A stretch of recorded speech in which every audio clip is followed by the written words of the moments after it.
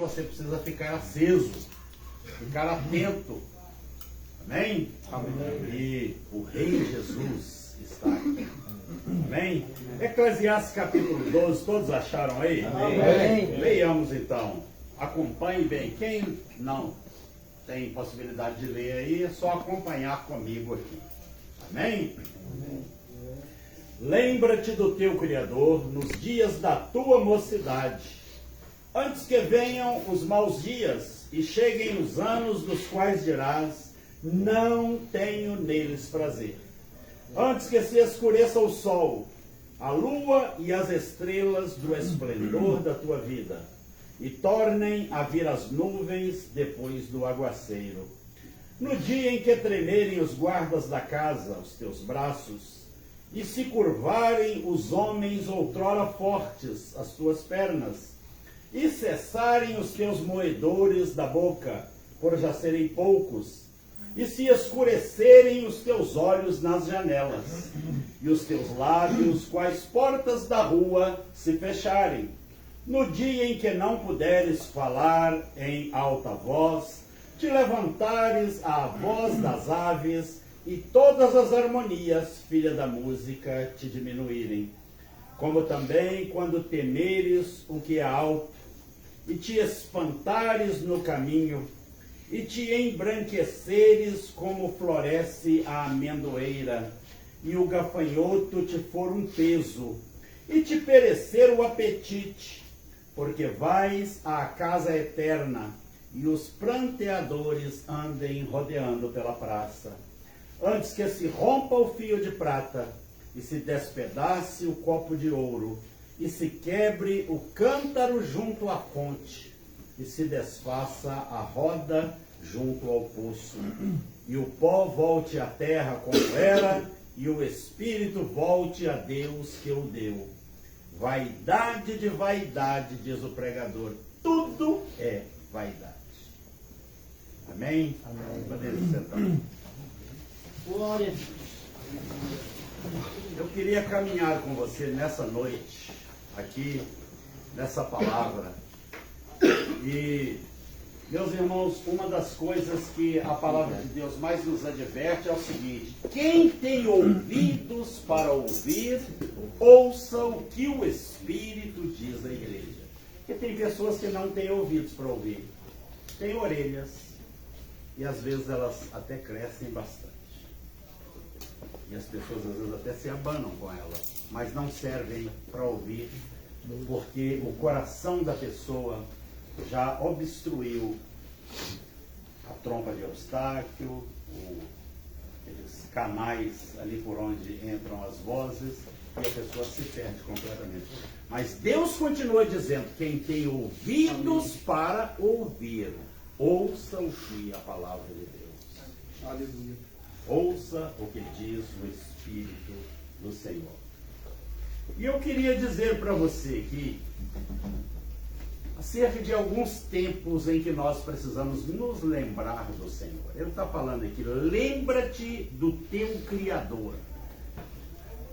Houve, como nós já vimos em estudo que nós fizemos, um momento em que o homem estava ali diante de Deus. Deus vinha ter com ele, falava com ele na viração do dia, e era uma comunhão íntima que o homem possuía com Deus, mas houve um momento que essa comunhão foi quebrada.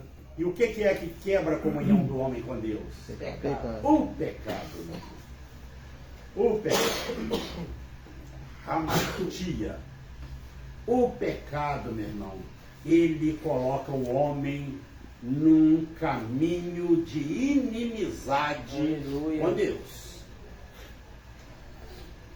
E foi o que aconteceu com Adão lá no Éden. Deus chegou ali e perguntou para ele: Adão, onde estás? Deus estava perguntando para ele: onde estás? Já dissemos também, os irmãos sabem, Deus não estava ali procurando por pontos cardeais, né? Norte, sul, leste, oeste. Nem fazendo uma pergunta para obter uma resposta geográfica. Porque Deus é onisciente, ele sabia onde que Adão estava. Mas na realidade Deus estava perguntando para ele: em relação ao meu propósito para com a sua criação. Aonde que você está? Em relação ao meu amor por você. Onde que você está? Em relação à pureza e perfeição que eu coloquei em você. Onde que você está? E nós vimos qual foi a resposta do homem. Porque o pecado sempre terá uma resposta de autojustificação. Né? Primeiro o homem, como nós já vimos, tentou cozer ali uma vestimenta para ele que facilmente se desidrataria com o calor do sol, do tempo, e ele estaria nu. Aquilo secaria, teria que cozer outra.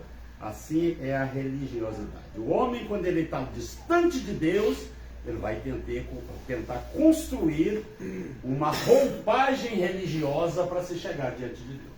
Por isso é que você vê esse monte de denominação, enxurrada de religião que tem por aí. Um é budista, outro é shintoísta, outro é paradigista, outro é um monte de isso que tem por aí. Mas é o homem tentando se justificar diante de Deus. Por isso que a palavra religião vem do latim relicare, que é a tentativa do homem de se religar. Se o homem parasse para poder pensar etimologicamente nessa palavra religião, ele chegaria nessa palavra relicare, e de relicare ele veria que há uma necessidade de religar algo que em algum tempo foi desligado.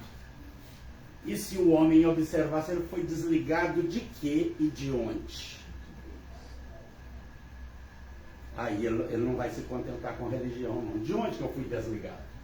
De que eu fui desligado? Então, ali nós vimos todo aquele intento do homem de se aproximar de Deus pelo seu próprio meio. Não, eu construí, eu estava nu, né? Eu agora estou com medo, eu não tinha medo, agora eu tenho medo. Eu estava nu, fiquei com vergonha e teci essas vestimentas para mim. Toda pessoa que você procurar hoje, qualquer pessoa que você conversar com ela, ela tem uma religião. Não existe um ser humano na face da terra que não tenha religião. Uma das pessoas mais religiosas, um dos entes mais religiosos que tem na terra é o ateu. E olha que a fé de um ateu, ela precisa ser muito grande para ele poder contestar tudo isso que Deus colocou aí e que evidencia a presença dele. Os céus manifestam a glória de Deus e o firmamento anunciam as obras das suas mãos. É a tentativa do homem. Mas o homem tenta, com a sua justiça própria, se justificar diante de Deus. E Deus já diz que a nossa justiça própria é como trapo de imundície, e as nossas culpas como um vento nos arrebata. Meu irmão, é Deus que está dizendo isso para nós. Por que você tenta se justificar? Por que eu vou tentar me justificar diante de Deus, diante das pessoas, quando o melhor é falar, eu pequei, como Davi fez. Eu pequei. Meus irmãos, quando Davi, vocês conhecem bem a história de Davi, que ele entrou ali naquele imbróglio ali com aquela mulher, e Davi caiu naquele pecado, ele criou também toda aquela simulação ali com Urias, o esposo da mulher com a qual ele havia se adulterado. Você vê que Davi fez tudo aquilo ali para poder tentar tampar o pecado dele, meu irmão. Tentar justificar o pecado dele. Eu vou encobrir isso aqui. Mas, meus irmãos, Deus vê, meus irmãos, a nossa mente está sendo lida por Deus em tempo real. A todo instante a nossa mente é lida por Ele em tempo real. Deus conhece o nosso pensamento. Deus conhece os intentos do nosso coração. Deus conhece tudo aquilo que nós estamos urdindo nas astúcias da nossa alma. Deus conhece tudo.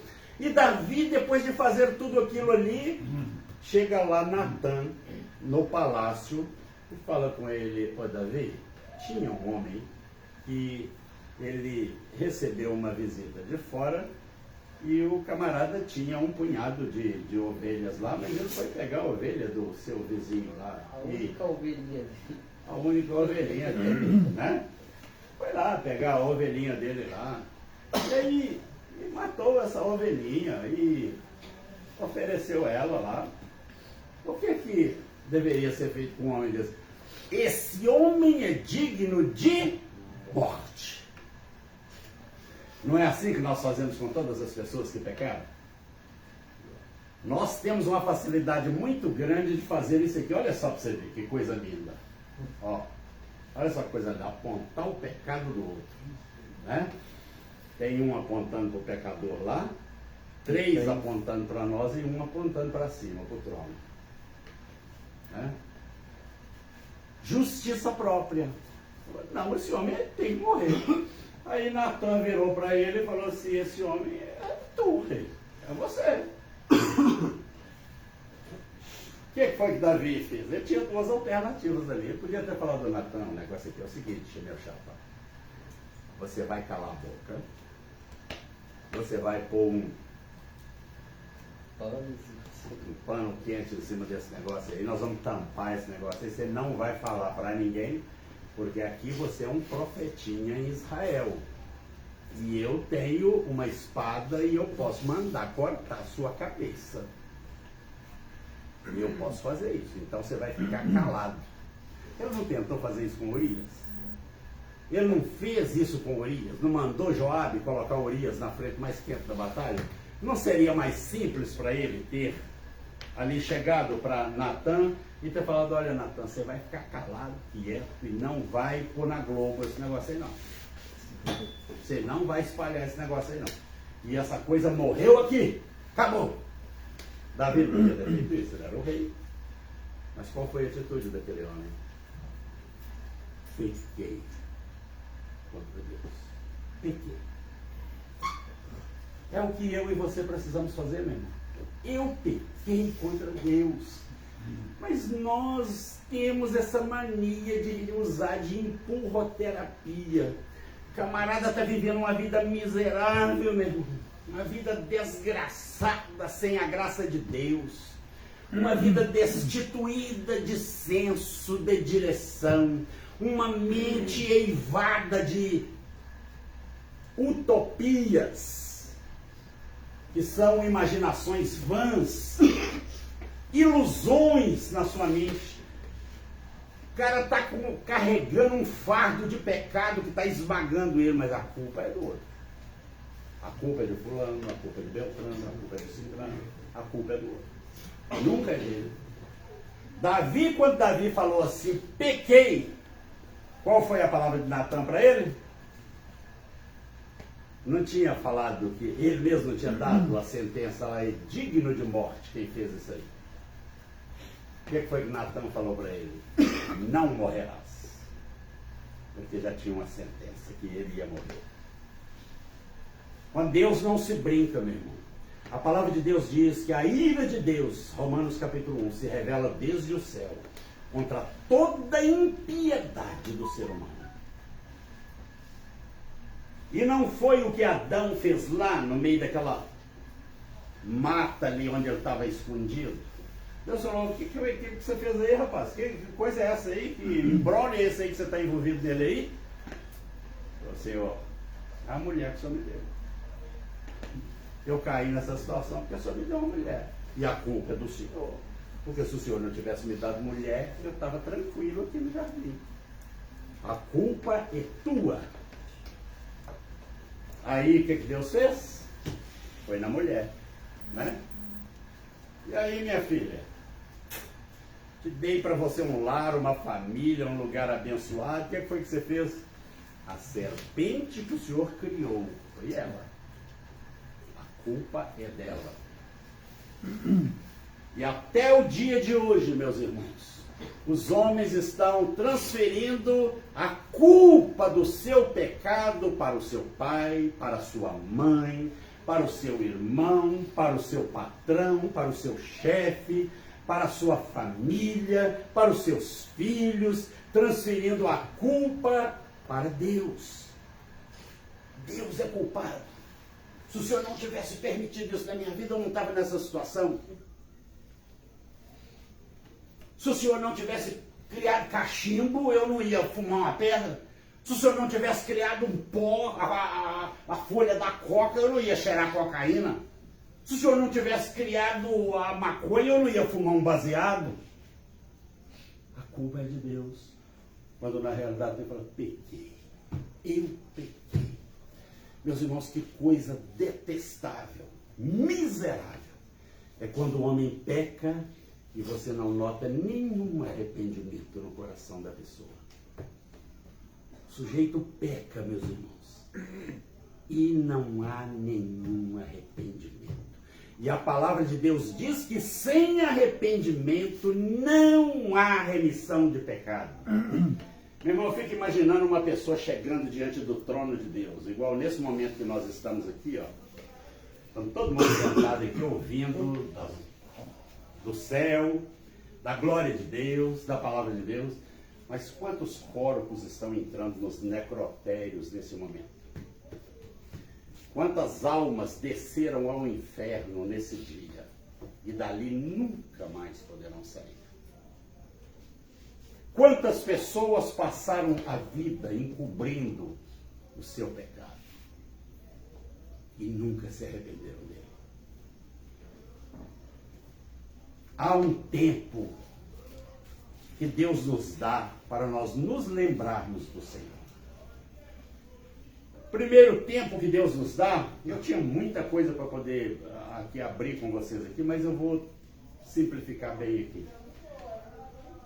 Existem tempos que Deus nos dá na nossa trajetória para a gente poder se lembrar de Deus. E Deus é amoroso, infinitamente terno, misericordioso e compassivo.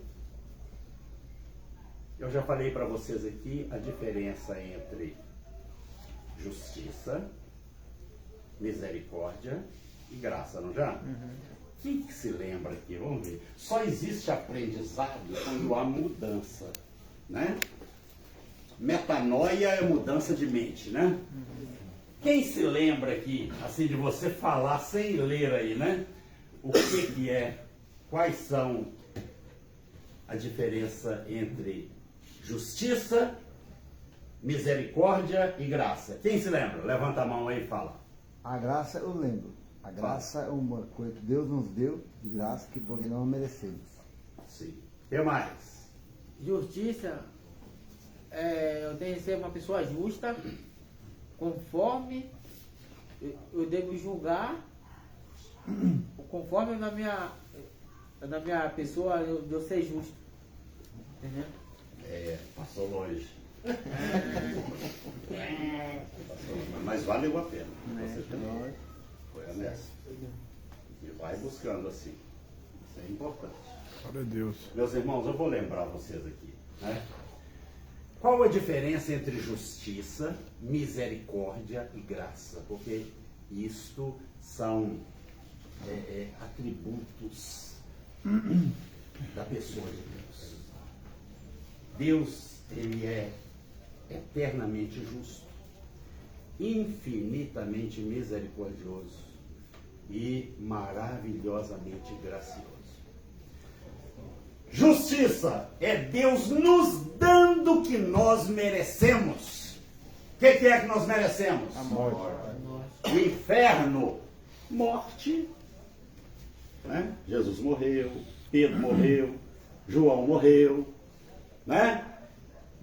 Mas justiça é Deus nos dando o que nós merecemos. E o que nós merecemos? O inferno de fogo, de tormento eterno. É o que nós merecemos. Isso aí, Deus, quando Deus der para mim, para você, para cá, Ele está sendo eternamente justo. Quando Ele nos dá isso aí. Então, justiça é Deus dando ao homem aquilo que o homem merece, que é o inferno. Porque todos pecaram e destituídos estão da glória de Deus. E o salário do pecado é a morte. Mas essa morte aí, existem 3 tipos de morte, né? Conhece também os 3 tipos de morte? Tem a morte física, Carnal. que é a separação da alma do corpo, né?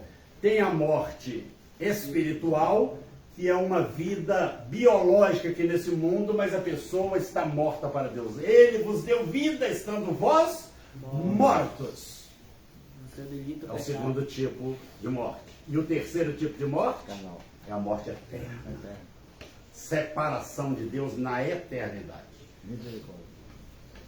Isso é a morte eterna. Então tem 3 tipos de morte que o homem vai enfrentar, né? Se ele não se converter, né? Se convertendo, a morte física, todos nós estamos sujeitos a ela. A morte espiritual é uma vida separada de Deus aqui nesse mundo. O pessoal está andando aí para lá e para cá igual a palha agitada pelo vento, correndo a cata de prazeres. É a morte espiritual. Separação de Deus aqui na terra. Às vezes o camarada é até muito religioso. Muito religioso. Mas, espiritualmente, para Deus ele está morto. Contudo, não quereis vir a mim para terdes vida, disse o Senhor Jesus. Né? E a morte eterna é a consolidação da morte espiritual aqui nesse mundo. A pessoa morre sem Deus aqui nesse mundo, ela vai para o inferno, perdido eternamente. Tostado na chapa, sem gordura de um lado para o outro. Eternamente. Não brinque com Deus não, meu irmão. Não brinque com Deus não. Porque a palavra de Deus diz que Deus é um fogo consumidor, meus irmãos. Ele é amoroso, gracioso, infinitamente eterno. Mas lembre-se que Deus dará a cada um segundo o proceder dele aqui nessa terra. Então justiça é Deus nos dando aquilo que nós merecemos. O que é que nós merecemos? A morte não. O inferno. O homem merece o inferno. E Deus vai dar ao homem o inferno por simplesmente viver separado dele aqui na terra. Então isso é justiça. Misericórdia. O que é misericórdia? É a junção de 2 vocábulos, miséria e cardia.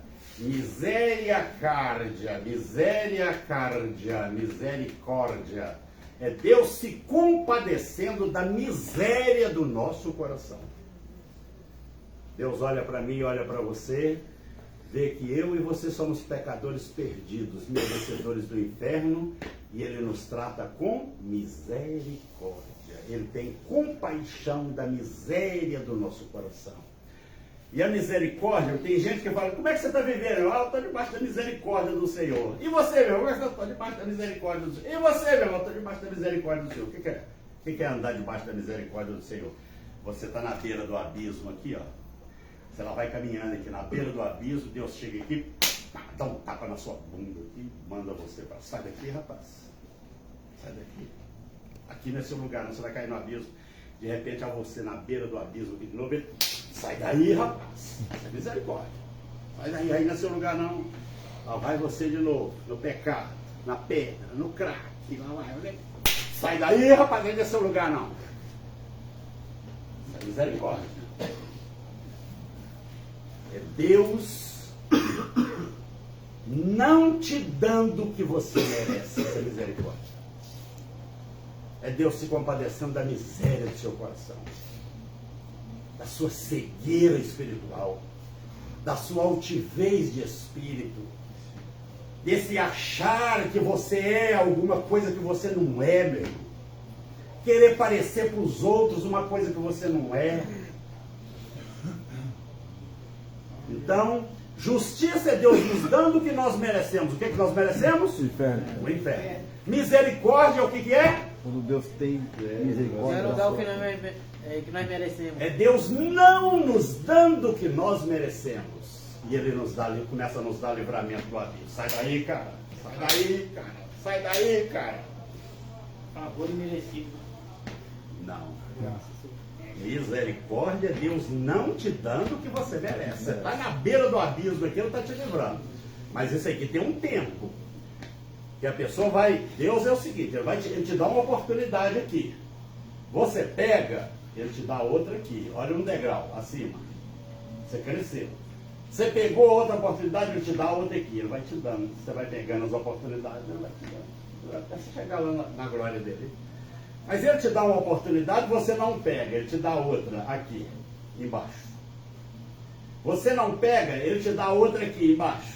Você não pega. Ele vai te dando aqui. Aí de repente você está lá embaixo no lago de ar com fogo e enxofre, junto com Satanás e seus anjos.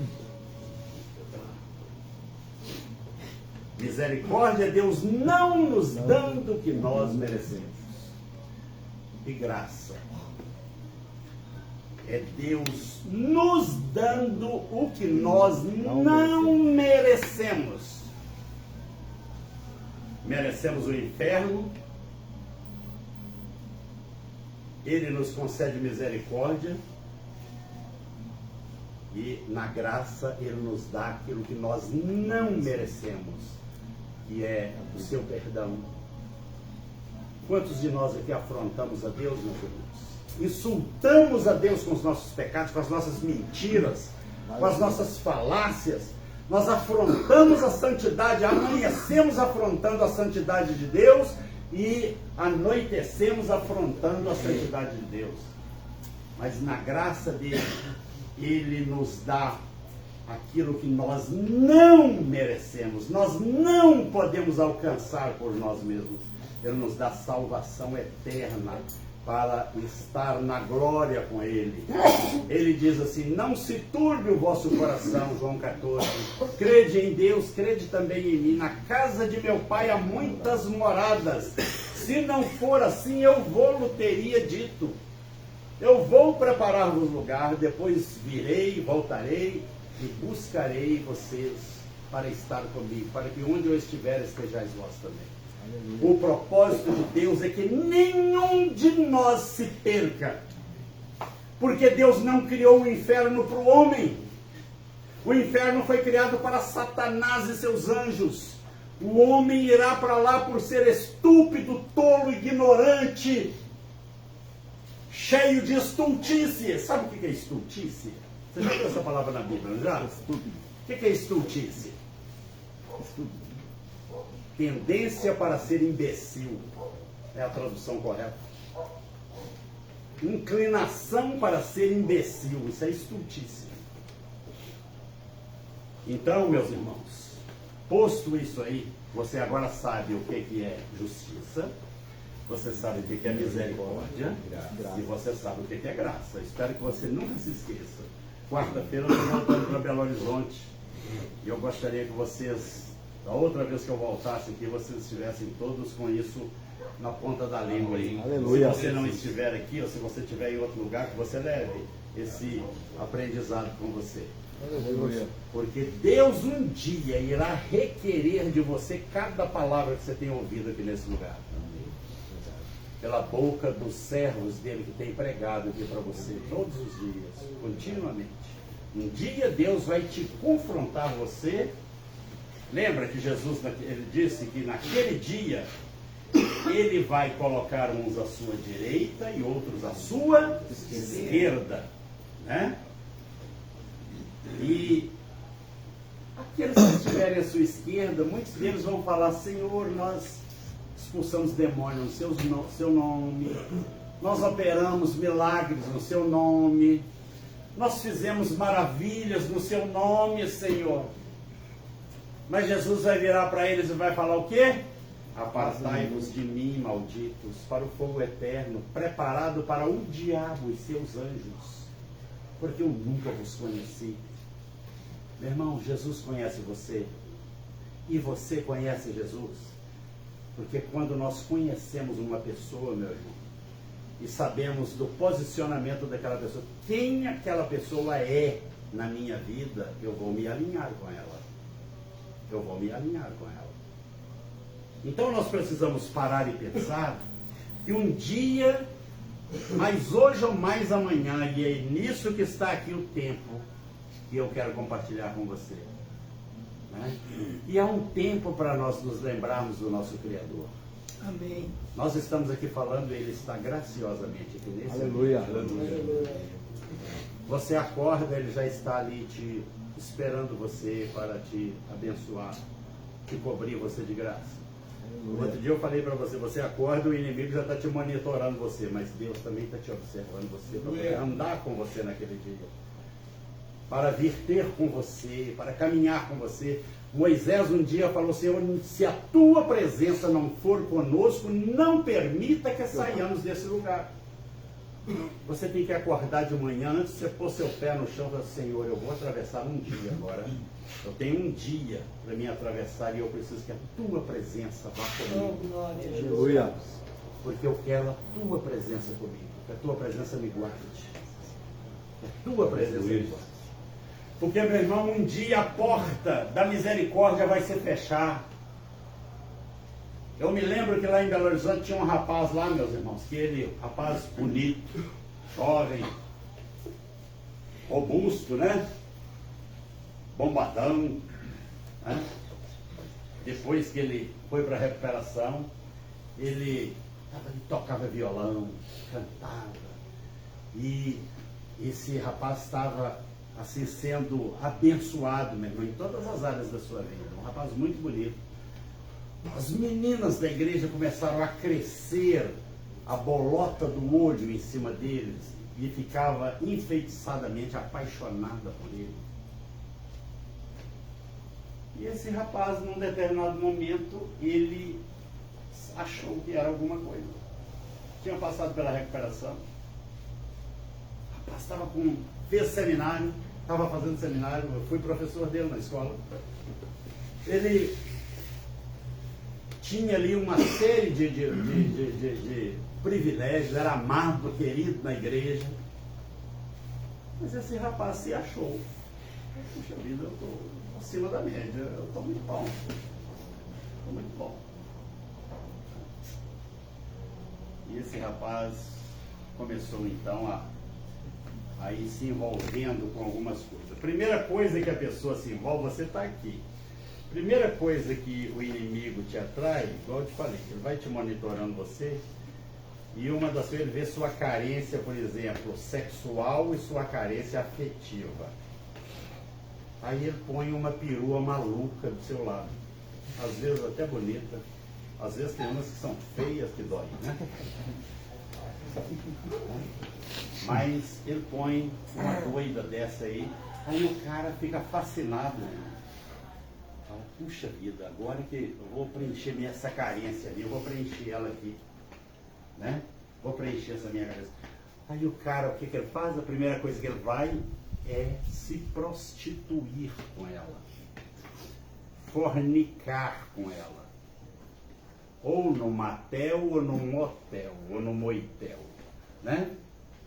E quando o cara cai nesse pecado, aí o espírito de sensualidade, o espírito de pombagira, vira e fala assim, rapaz, você já caiu aqui, ó. O que custa agora você fumar uma pedra?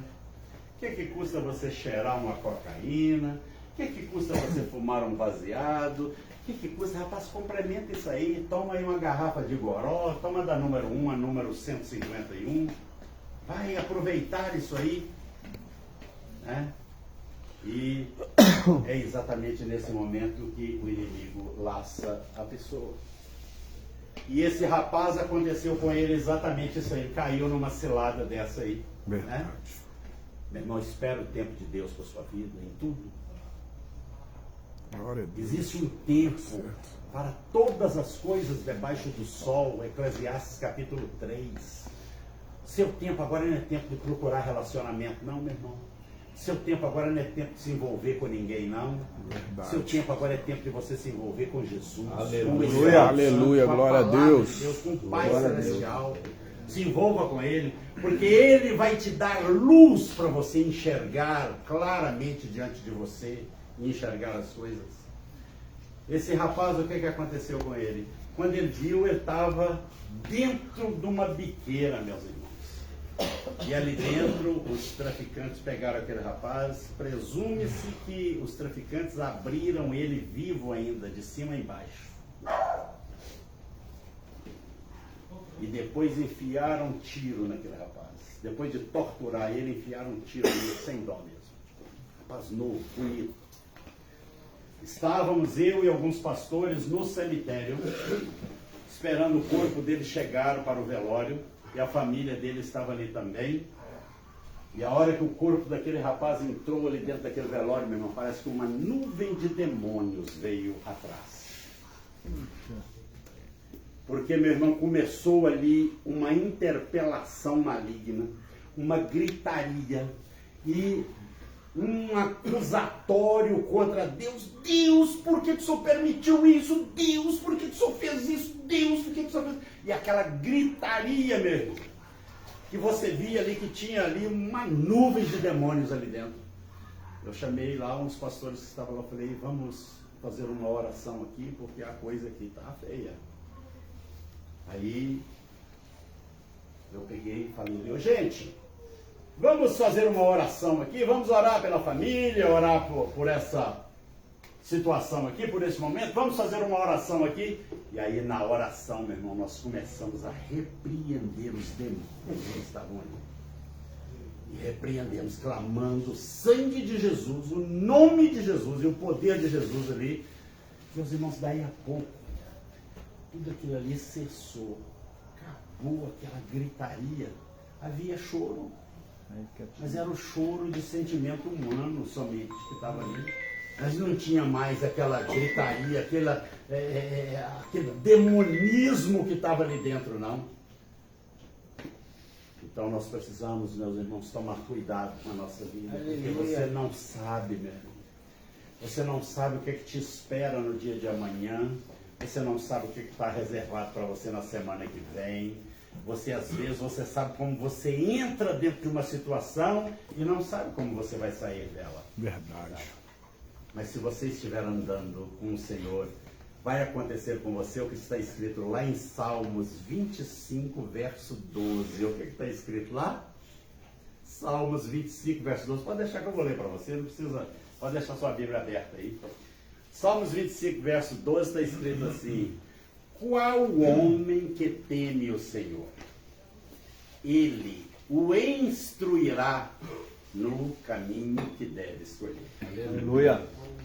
Um homem que tem o temor do Senhor no seu coração, meu irmão, é um homem que Deus está instruindo ele. Por aí não, meu filho, não vai por aí não. Não mexe com isso aí não. Vai por aqui. Meu filho, não escolhe isso não. Vai aqui.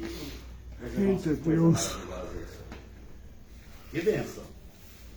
Há um tempo, meus irmãos, que nós precisamos nos lembrar do nosso Criador. Um desses tempos é a nossa infância. Mas quantos de nós aqui que a nossa infância já ficou para trás?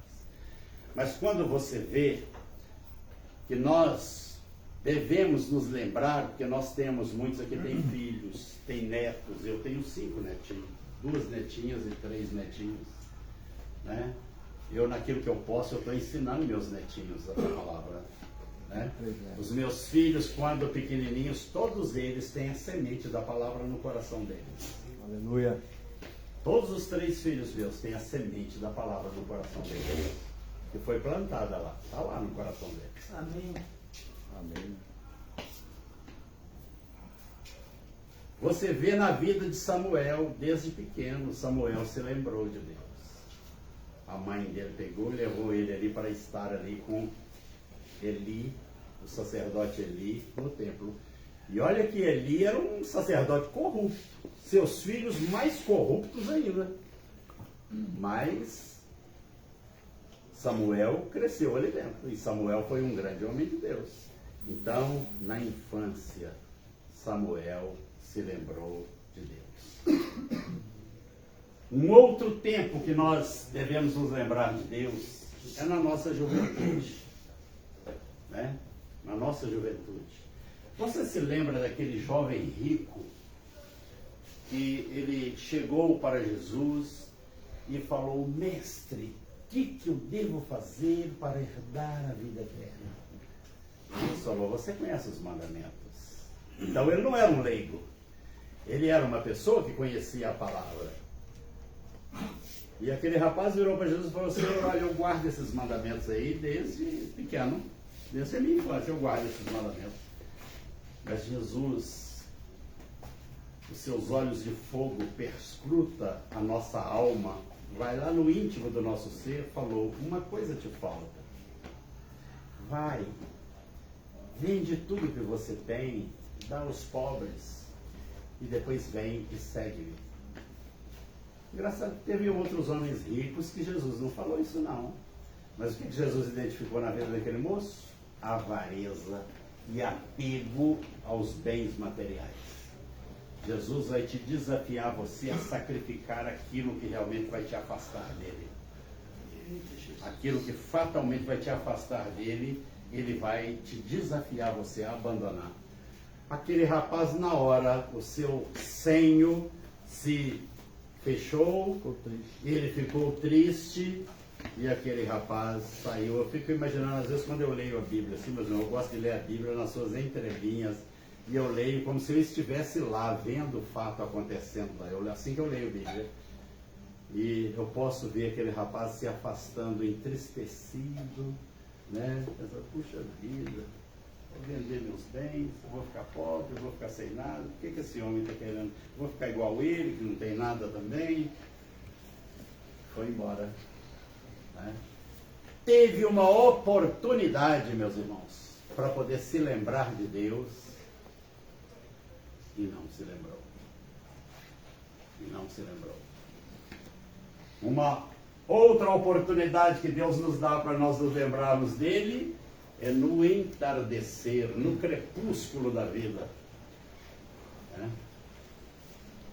Aqueles dois rapazes que morreram do lado de Jesus ali na cruz, um à sua direita, outro à sua esquerda. Aqueles rapazes tiveram a oportunidade de se lembrar de Jesus no crepúsculo da vida deles. No último minuto da prorrogação, eles tiveram a oportunidade de se lembrar de Jesus. E num determinado momento estavam os dois ali, inclusive até fazendo troça com Jesus ali. Mas teve um que num momento o Espírito Santo deve ter chegado, eu vejo o Espírito Santo chegando lá e falar: rapaz, você está zombando desse homem aí, daqui a pouco você vai estar lá no inferno, rapaz, você vai perecer. Esse homem é a única possibilidade de salvação que você tem. Você está zombando dele aí? Você está fazendo troça com o nome dele aí? Tirando onda com ele? E aquele rapaz, a ficha dele caiu. E ele virou para o outro e falou: ó, nós dois estamos aqui porque nós merecemos. Porque, meu irmão, crucificação naquela época era o meio mais atroz de se punir um criminoso. A pessoa que subia numa cruz é porque ele era realmente um renegado social, uma pessoa que não tinha qualquer possibilidade de reabilitação. E os romanos pegavam e faziam subir na cruz, crucificavam ele. E Jesus estava ali. E aquele rapaz virou para o outro e falou: nós dois merecemos estar aqui. Mas ele não, esse aí, o que ele fez? Aí ele virou para Jesus e falou: Senhor, lembra-te de mim quando entrares no teu reino. Jesus poderia ter falado com ele, né? Falando: olha, você espera aí que vai ter uma nova encadernação, né? Uma reencadernação, né? Como Allan Kardec fala, né? Ensina no espiritismo kardecista, né? Allan Kardec fala que o homem morre muitas vezes, né? Às vezes ele vem na forma de uma barata, depois vem na forma de um rato, né? Até ele cumprir o karma dele. Mas o Allan Kardec, nem o nome dele era Allan Kardec, né? O nome dele era Léon Delisart Hippolyte Rivail. Nasceu na cidade de Lyon, na França, e ele queria ser a encarnação de um poeta celta. E ele pensava que ele deveria trazer essa mensagem para todos os homens, que era um outro evangelho. E ele escreveu o Evangelho segundo o Espiritismo. Eu tive um colega de trabalho que era kardecista, ele chegou um dia para mim e falou: Antônio Afonso, eu trouxe aqui para você esse evangelho, já distribuí para todas essas outras ovelhas aí, ó, no setor onde trabalhávamos lá, tinha muita gente. Eu falei com ele: eu sou sério, eu vou agradecer ao senhor, porque eu já tenho que abrir minha gaveta lá e mostrei para ele: eu tenho aqui o evangelho, abri a Bíblia e falei: eu tenho aqui o evangelho segundo Mateus, Marcos, Lucas e João, não quero outro evangelho não. E olha, seu sério, aqui no livro de Gálatas está escrito que se alguém trouxer um outro evangelho que vá além desses aqui, ele deve ser considerado anátema. O senhor sabe o que significa anátema, seu sério? Não, amaldiçoado. Então não quero o evangelho do senhor não. Sabe o que ele falou comigo? Muito obrigado. Não, ele falou: burro, ignorante, seu cavalo. Eu estou aqui querendo ajuntar essas ovelhas aqui e você está querendo separar. Eu falei: senhor sério, eu me tornei inimigo do senhor por vos dizer a verdade? Aquele rapaz na cruz, ele se lembrou de Jesus, porque Jesus falou com ele: em verdade te digo. Eu falei para você, né, que você não vê nunca Jesus usando aquele advérbio de dúvida. Olha, eu acho que daqui a pouco vai acontecer isso. Eu acho que nos últimos tempos vai acontecer. Eu acho que depois que eu morrer vai acontecer. Eu acho que quando o Espírito Santo... Não. Você vai ver sempre Jesus dizendo: em verdade te digo. Porque Jesus é a verdade. Ele é a encarnação da verdade. Em verdade te digo que hoje estarás comigo. Glória a Jesus. Aleluia. É hoje. Amém. Glória a Deus. Não é amanhã, não é depois de passado algum tempo, é hoje que você vai estar lá comigo. Aleluia. Aquele rapaz, ele entrou no reino de Deus no último minuto da prorrogação. Ele se lembrou de Deus ali na sua velhice. Mas tem uma pessoa que se lembrou de Jesus tarde demais. E você sabe quem é. Ou pelo menos deveriam saber, porque vocês leem Bíblia. Lucas capítulo 16 fala de um homem. Eu não vou abrir a Bíblia, não, para nós não postergar, porque senão vamos postergar muito. Mas depois você leia lá. Lucas capítulo 16 fala de dois homens, a morte de dois homens, o rico e Lázaro. É uma narrativa de Jesus. Ela não é parábola, não, é uma narrativa descritiva de Jesus. E ali fala que tinha um rico que vivia regaladamente, ou seja, aquele homem era festa que durava uma semana, comida regada finas iguarias, e tinha um crente pobre, doente, que vinha comer ali das migalhas que caíam da mesa dele.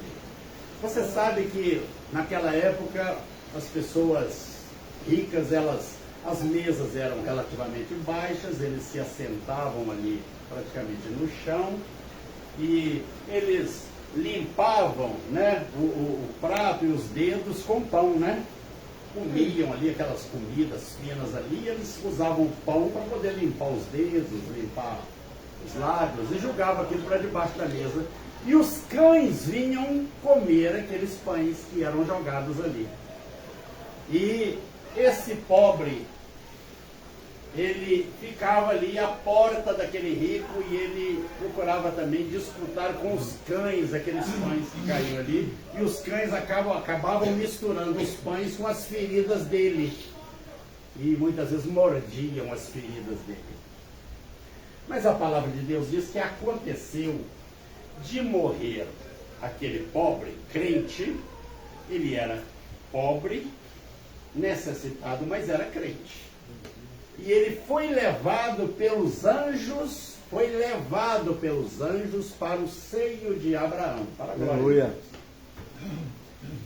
Mas fala que também aconteceu de morrer o rico. E a Bíblia não diz que ele foi levado pelos anjos, não. A Bíblia fala, aconteceu de morrer o rico no inferno. Assim está escrito lá. Lucas capítulo 16. No inferno, levantando os olhos. Se ele teve que levantar os olhos, qual era a posição dele? Inferior ou superior? Superior. Ele estava numa posição inferior. Levantando os olhos, ele viu Lázaro lá no seio de Abraão. E ele começou ainda a ditar ordens. Que esse pobre que está aí, esse Lázaro, esse piridento que está aí, né? Dá um jeito de mandar ele lá na casa do... Primeiro fala com ele para ele molhar o dedo na água e vir aqui pôr a minha língua, porque eu estou em grande tormento. Estou em grande tormento. Abraão falou, filho, olha só, Abraão falou com ele, filho, não chamou ele de qualquer um. Então, ele era herdeiro de Abraão também. Filho, lembra-te que você recebeu seus bens em vida.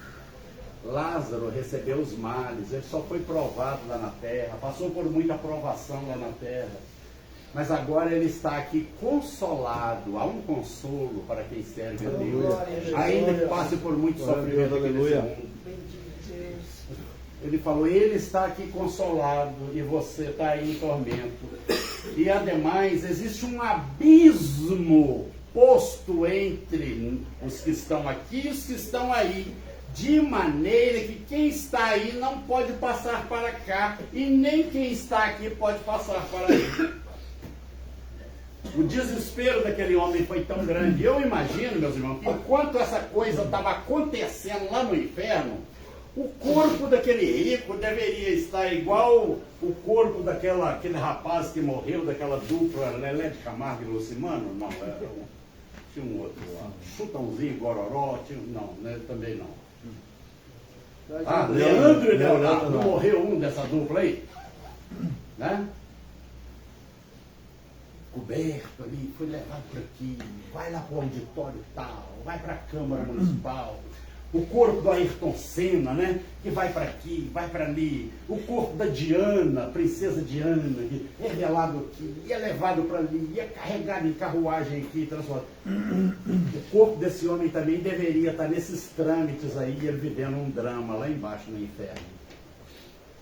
Você já observou que sempre quando a televisão, os jornais anunciam a morte de alguém, fala: o corpo do ator fulano de tal foi encontrado em tal lugar.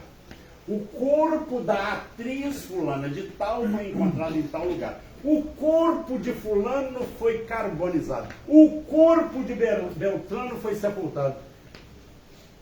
Mas antes, por que eles não falavam? O corpo da atriz está ali dançando lá na plateia, o corpo de fulano está lá tocando guitarra lá e vomitando droga lá em cima das cordas da guitarra. Não fala não, porque até o ímpio no mundo sabe que a morte é uma separação da alma do corpo. Né? Como eu disse para vocês, existem 3 tipos de morte. Tem gente que fala que se eu morrer hoje, amanhã faz 2 dias. Não. Se você morrer hoje, amanhã já é uma eternidade. E você não pode interferir nela mais. Acabou. Morreu hoje, seu corpo pode até levar uns 2 dias aí para ser reconhecido, mas você já vai estar vivendo na eternidade. Daqui 100 bilhões de anos você estará na eternidade. Daqui a 200 mil bilhões de anos você estará na eternidade. Ou no céu, ou no inferno, dependendo da sua escolha pessoal. Então esse homem, quando ele viu que não tinha mais jeito para ele falou: pai Abraão. Olha só, meu irmão, era uma pessoa que era herdeiro da promessa abraâmica.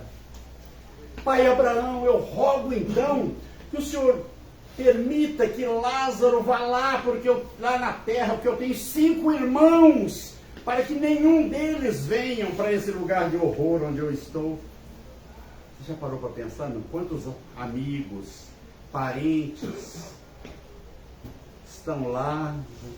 Meu Deus, deixei meus filhos lá, deixei meus pais, deixei meus irmãos. deixei minha família lá e agora não tem jeito de eu ir lá avisar para eles. Esses políticos aí, Hitler, que queria dominar toda uma Europa. Meu Deus, que tolo que eu fui. Que besteira que eu cometi. Um Mao Tse Tung, né? Se fosse até um bom Tse Tung, seria diferente. Mas um Mao Tse Tung, né? Matou 70 milhões de pessoas com a Revolução Cultural na China. O camarada está lá vivo uma hora dessa, meu irmão, pensando nos 70 milhões de vidas que ele ceifou para poder fazer um projeto de ditadura no mundo, na China. Ele falou, rogo que o senhor mande ele lá na casa do meu pai. Tem 5 irmãos para eles não virem para cá. Qual foi a resposta que ele obteve? Eles têm lá Moisés e os profetas. O evangelho está sendo pregado para eles lá. Se eles não quiserem ir para aí para onde você está, que eles não sejam tolos, estúpidos, imbecis, como você foi. Não está escrito isso lá não, eu só estou parafraseando aqui para te mostrar o tamanho da estupidez de uma pessoa que ignora Deus aqui nesse mundo, meu irmão. Porque vida eterna e morte eterna, meu irmão, são as realidades nuas e cruas, que quando a pessoa dá o último suspiro aqui, ele vai enfrentar. Fui pregar num velório algum tempo atrás. Messias, nós já estamos no horário, fora do horário, como é que nós estamos aí? Não, tá tranquilo, né? Não sei como é que vai. Ainda dá pra gente ir mais umas 3 horas ainda, né? A turma tá tranquila, né? Então, eu fui pregar num velório um dia. Um rapaz me chamou para me ir pregar no velório do irmão dele. E ele passou na recuperação comigo, esse rapaz. Foi meu obreiro na recuperação. E quando eu pregando lá, né?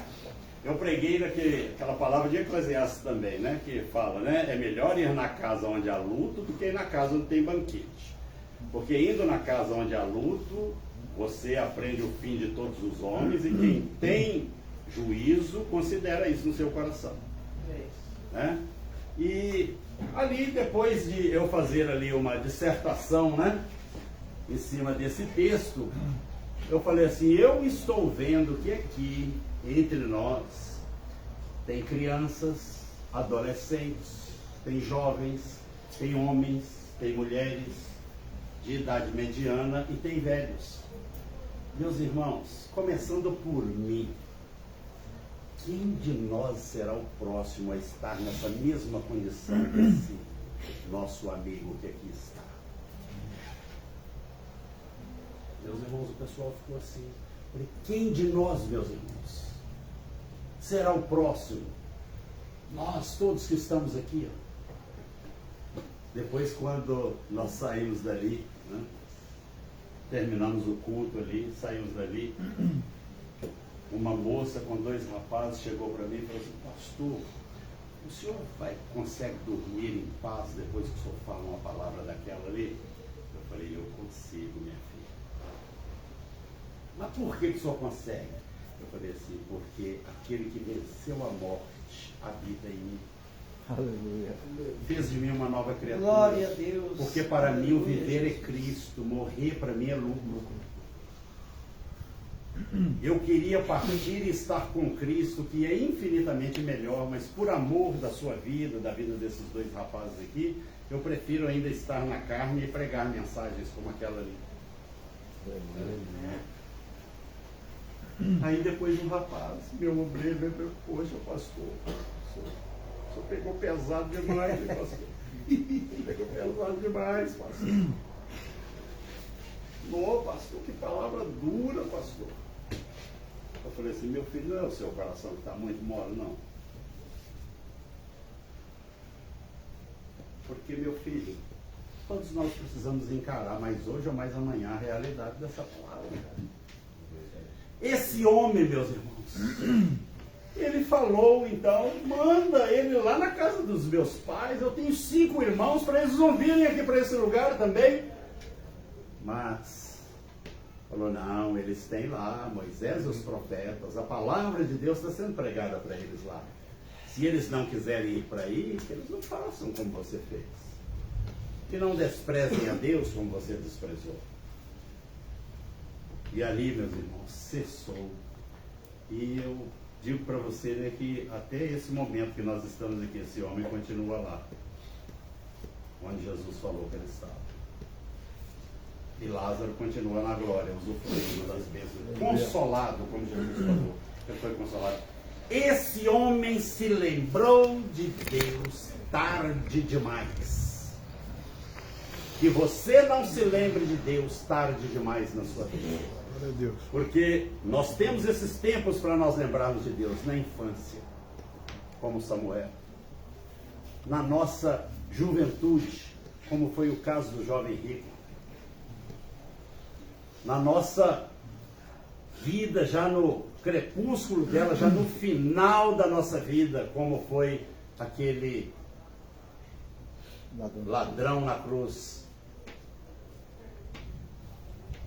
Mas que nós possamos não cair na mesma situação daquele rapaz. Porque olha aí para você ver. Agora vamos só fazer aqui uma...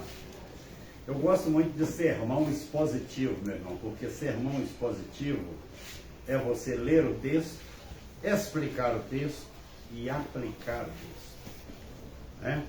Lembra-te do teu Criador nos dias da tua mocidade, antes que venham os maus dias e cheguem os anos dos quais dirás, não tenho neles prazer.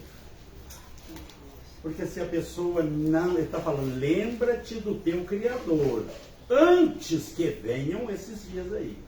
Porque esses dias vão chegar, e você vai dizer, eu não tenho prazer nesses dias. Meus irmãos, foi esse versículo aqui, eu não era crente ainda, eu tinha aversão a crente. Eu não gostava de crente. Eu se eu via um crente, para mim crente era tudo aquelas pessoas que usavam um paletó rachadinho no traseiro, listrado, e era gente de pouca importância, gente de muita ignorância. Eu pensava que crente era assim. Sabe, eu falava, eu nunca, não sei como que esse pessoal consegue viver com a Bíblia ensubacada, né? Cheia de suor, e eles vão ainda com o sol quente, eles saem com esses ternos deles aí, rachadinho, uma gravata. Eu nunca vou ser isso na minha vida. Até o dia, meus irmãos, em que o Senhor me espremeu, pôs a mão no meu peito e falou, daqui você não passa não. Daqui você não passa não. Ele me apertou, né? E eu passando um dia, meu irmão, passando por uma crise violenta, eu passei um dia em frente de uma farmácia. Naquela farmácia tinha um quadro desse tipo, quase que, parece que é esse aí, ó. E estava escrito nele assim, a giz, esse versículo aqui: lembra-te do teu Criador nos dias da tua mocidade, antes que venham os maus dias e cheguem os anos dos quais dirás, não tenho neles prazer.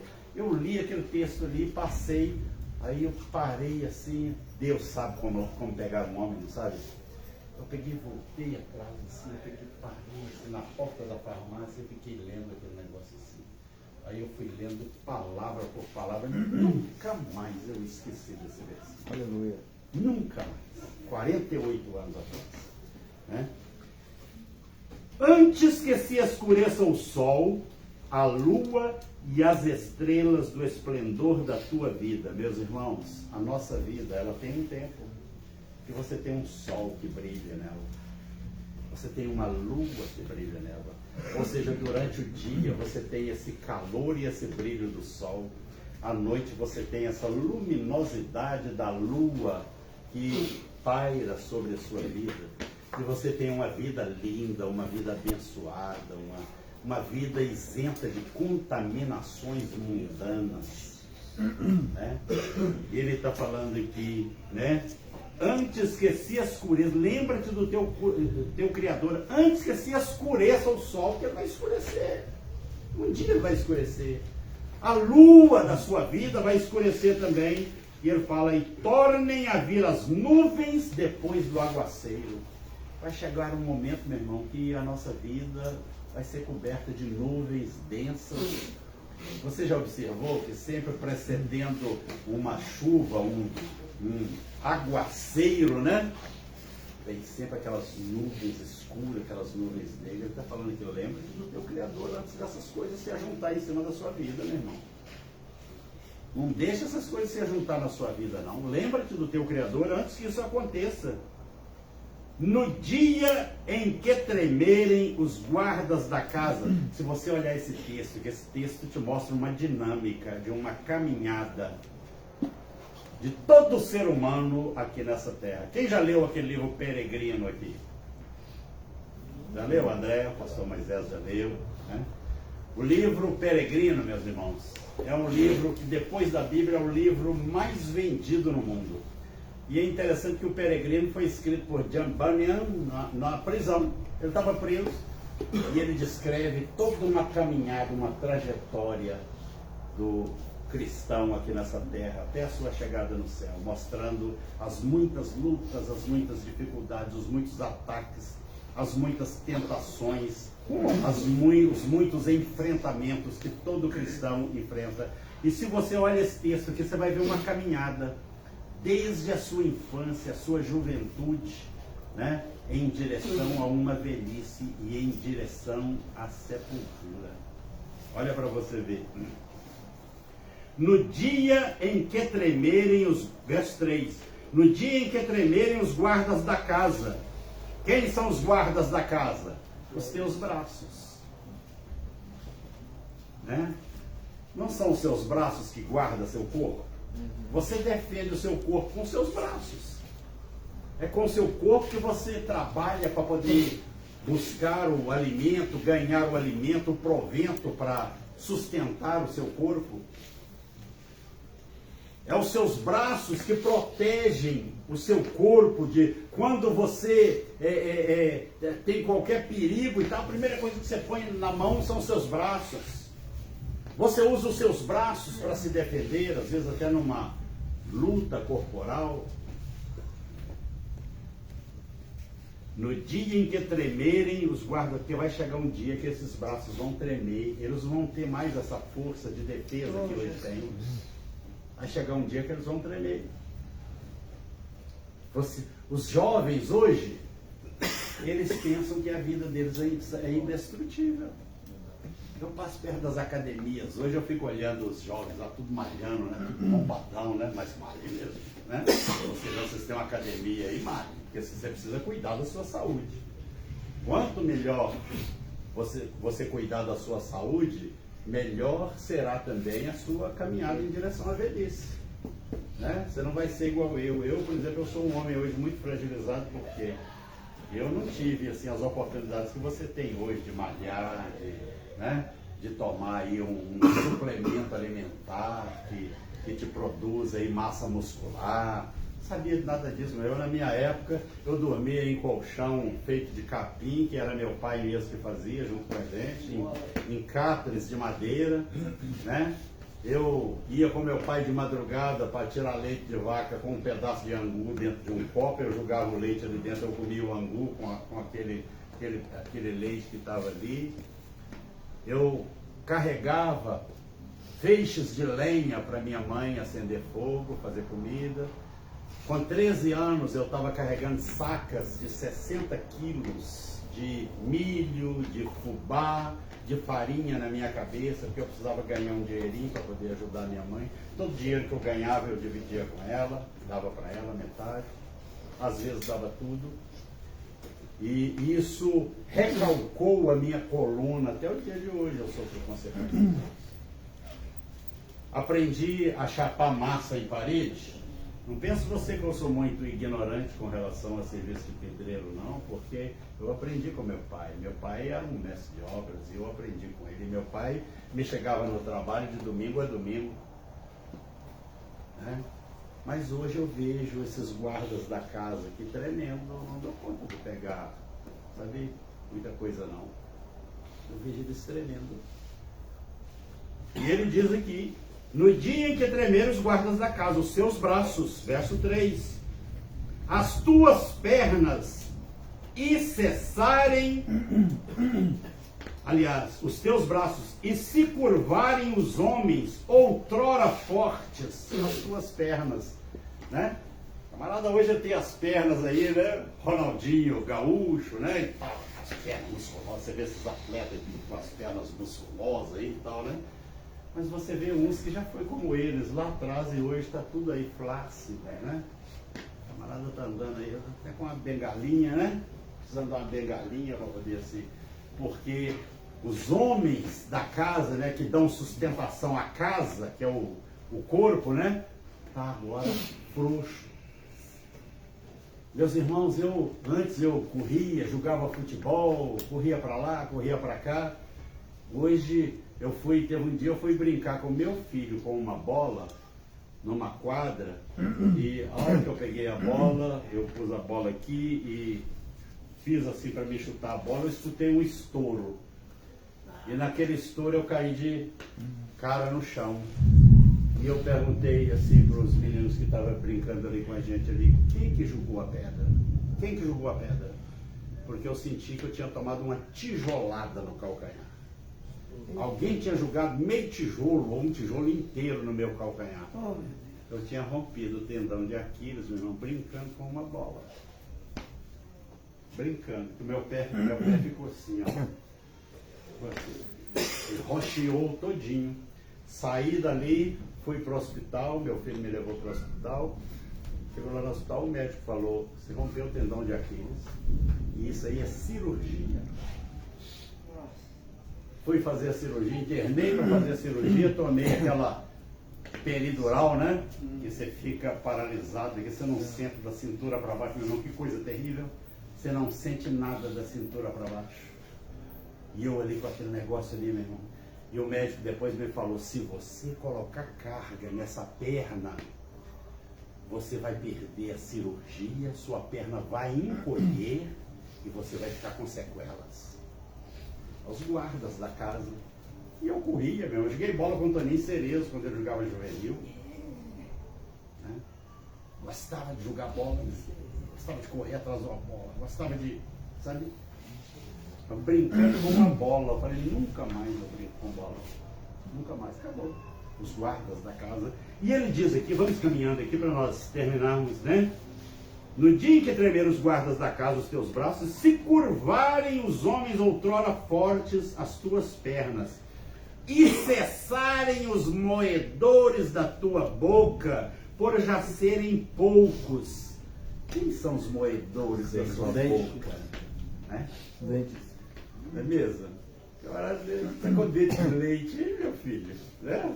Hoje, uma dentadura aí, um corega aí para poder segurar a bichinha na boca, porque acabou, os moedores dele foram embora. E ele está falando, lembra-te do teu Criador antes que você perca até os seus dentes. Porque você sabe que você precisa dos seus dentes, porque a mastigação é fundamental para o processo digestivo. No seu estômago você tem ali ácido clorídrico, peptona, suco gástrico.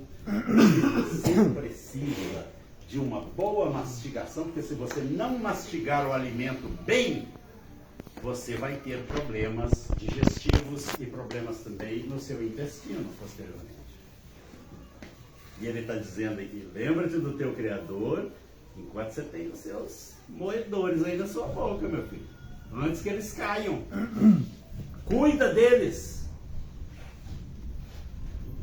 E ele diz aqui, e se escurecerem os teus olhos nas janelas. Seus olhos não é a janela? Não é uma janelinha que você olha para a rua? Não é a mesma coisa você abrir uma janela ali para você olhar lá na rua lá? Você está com seus olhos fechados aqui, você abre eles, você está vendo lá na rua lá. Ele está falando, lembra-te do teu Criador, né? Antes que se escureçam as janelas aí da sua casa. Porque vai chegar um momento, meu irmão, que você vai ver que nem os óculos vai dar jeito para você enxergar, não. Né? Tirou os óculos, não consigo ver nada. Antes eu enxergava mesmo, até uma agulha aqui para poder. Minha mãe falava, meu filho, pá, põe a linha na agulha aqui para mim, era uma facilidade, né? Mas hoje, meus irmãos, né? Sem o óculos, E a mão tremendo. E a mão tremendo ainda. Então, meu irmão, isso aqui é uma caminhada em direção à sepultura. Tá falando, lembra-te do teu Criador, antes que essas coisas, você está vendo isso aí, são sinais de que você está caminhando em direção à sepultura. E os teus lábios, verso 4, quais portas da rua se fecharem no dia em que não puderes falar em alta voz, né? Você está com a porta fechada, o barulho está lá dentro. Você abre a porta, todo o barulho vai para fora, né? Mas vai chegar um momento que essa porta aqui ela não vai se abrir mais não, porque você não vai ter voz para poder falar. Você vai querer gritar.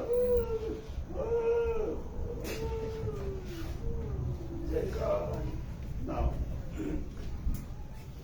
Lembra-te do teu Criador enquanto você ainda tem as suas cordas vocais, enquanto você ainda tem uma voz altissonante que possa falar. Eu quero, o maior instrumento do pregador é a voz, né, pastor Narciso? É a voz. Do cantor é a voz. Essa cantora Aline Barros aí, ela passou um estreito, coitada, porque deu nela um nódulo na garganta e ela pensava que não ia poder cantar, mas graças a Deus Deus curou ela, que tem uma voz muito linda, né? Muito bonita. Mas eu quero aproveitar a minha voz e pregar enquanto eu posso, né? Pregar enquanto eu posso, não sei até quando eu vou poder fazer isso. Vamos encerrando aqui. E ele diz, né? E te levantares à voz das aves. Você já pensou, o camarada não consegue dormir de noite? Ali já 3 horas da manhã, 4 horas da manhã, as aves começam a cantar, siriema, né? Começa. Né? Agora eu não durmo mais, não tem jeito de eu dormir mais. Acordou a voz das aves. Né? Lembra-te do teu Criador antes que a sua vida se torne tão sensível, irmão, que você não possa, né?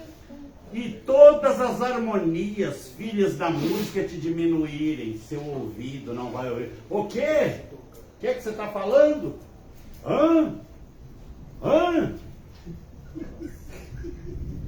Não está ouvindo mais.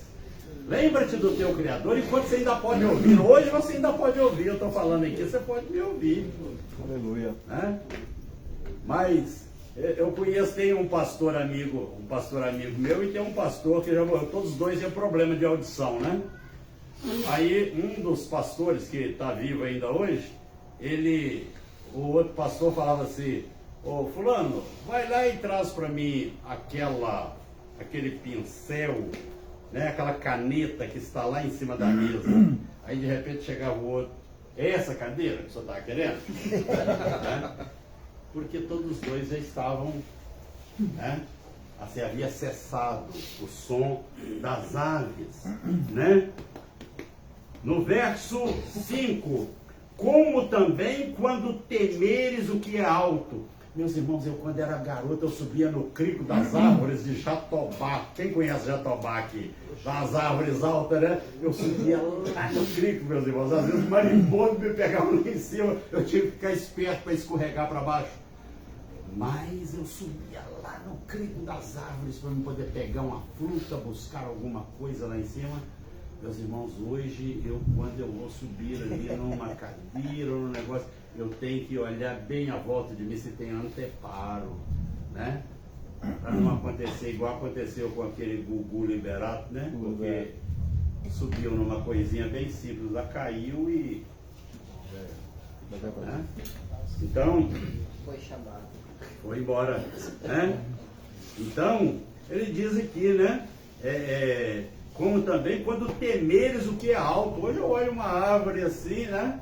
Eu faço igual aquela raposa da historieta de Esopo, né? Você conhece Esopo, aquele historiador que fazia histórias, contava fábulas, né? Aquela raposa passando debaixo de uma parreira de uvas, ela viu um cacho de uva lá, assim, bem bonito, e ela começou a pular para poder apanhar o cacho de uva. Pulava para poder apanhar o cacho de uva. Pulava, e muito tempo ele não conseguiu. Ele disse assim: também estão tudo verdes, né?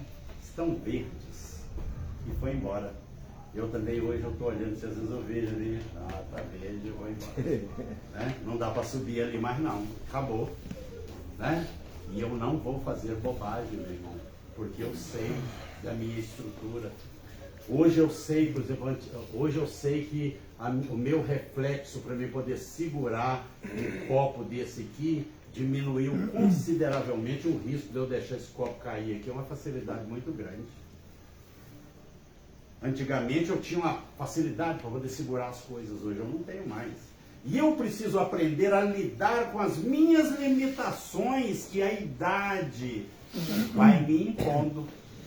Eu preciso ser paciente comigo mesmo, né? Como também quando temeres o que é alto e te espantares no caminho. Se a pessoa está fazendo qualquer coisinha, com medo, né? Te espantares no caminho. Antigamente não tinha nada disso, né? Mas hoje não. Hoje qualquer coisa, você escuta um barulho, uma coisa, você já fica, né, sobressaltado. Te espantares no caminho e te embranqueceres como floresce a amendoeira, né? Dizem que quando começa a juntar uns cabelos brancos na cabeça da pessoa, é a morte chamando ele para um duelo, né? E eu penso, né? Eu penso. Ei, não, meu irmão, mas não está repreendido, não. Isso é uma realidade. É uma realidade. Né? Porque nós estamos caminhando para isso. Tem gente que ainda pinta o cabelo. Eu não pinto o meu, não. Né? Não pinto o meu, não. Porque o cabelo vai embranquecer e a morte está realmente te chamando para um lugar. Porque, aqui, olha, como é que você chama aí, meu irmão? Silvio, vou te contar um caso aqui, porque às vezes as pessoas, eu tinha um colega de trabalho que chegaram lá, o pessoal lá para fazer um trabalho lá no setor que nós trabalhávamos, e vendendo plano funerário, né? Quando o camarada chegou com um negócio assim, e pôs lá aquele panfleto lá na mesa dele lá e tal, ele falou, não, tira isso daqui, mas que é isso? Né? Tira isso daqui. Eu falei com ele, o que é isso, rapaz? Não, esse negócio de morte, rapaz, que é isso? Não pensar nisso não. Falei, meu filho, o apóstolo Paulo falou que viver para ele é lucro. Que viver para ele é Cristo, morrer para ele é lucro. Você está muito apegadinho nessa vida aqui. Teve um camarada, Silvio, que ele fez um pacto com a morte, né? Isso é uma fábula, né? Fez um pacto com a morte. E ele falou assim, eu só quero que você, quando você vier me chamar, você vai deixar eu aproveitar a vida na sua maior intensidade. Mas quando você vier me chamar, você vai me avisar. Você vai falar comigo. Né? Você vai falar comigo. Eu quero ficar sabendo que você veio me buscar. Né? Aí ele viveu regaladamente, brincou, e se esbaldou e fez tudo.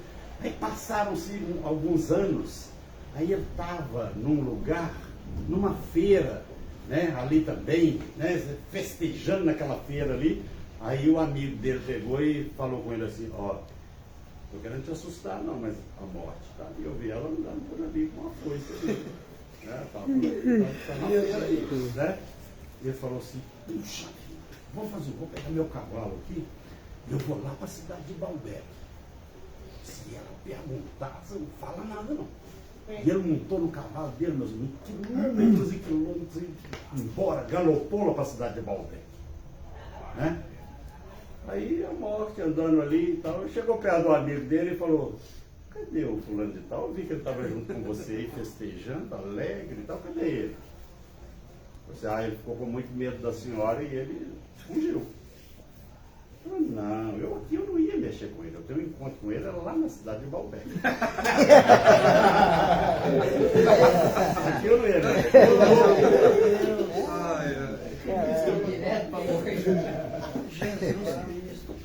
ele. Então, meus irmãos, não tenha com medo não, Silvio. Pode deixar o cabelo ficar branco aí, viu?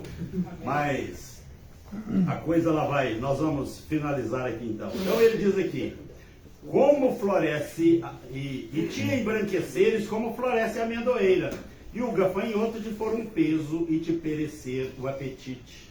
Não vai acabando o nosso apetite?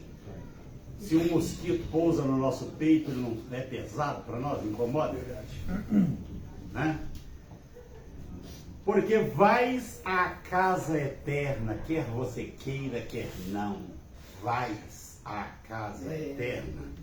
E os pranteadores andem rodeando a praça. Lembra-te do teu Criador antes que isso chegue para você.